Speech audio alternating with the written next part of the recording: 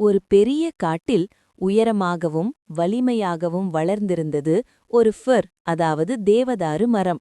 அதன் வேர்கள் அருகில் சிறிய பிராம்பிள், அதாவது பெரிஸ் செடி ஒன்று இருந்தது. ஃபர் மரம் எப்போதும் தன்னைப் பற்றி பெருமை பேசிக்கொண்டே இருக்கும். ஒரு நாள் அது பிராம்பிளிடம் அவமதிப்புடன் கூறியது, "நீ என்னைப் போல பயனுள்ளதில்லை.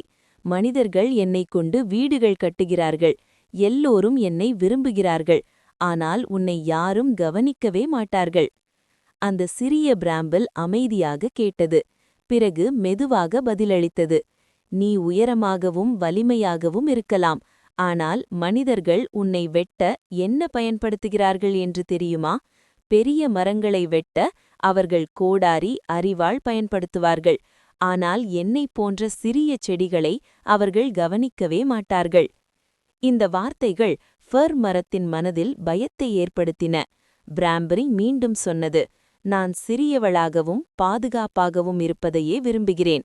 ஆபத்தில் இருக்கும் பெரிய மரமாக இருப்பதற்கு பதிலாக தரையில் பாதுகாப்பாக இருக்கும் சிறிய செடியாக இருப்பதே சிறந்தது." அப்போது ஃபர் மரம் தனது நிலையை உணர்ந்து அமைதியாக நின்றது. நீதி: பெருமை ஆபத்தை வரவழைக்கும், எளிமை பாதுகாப்பை தரும்.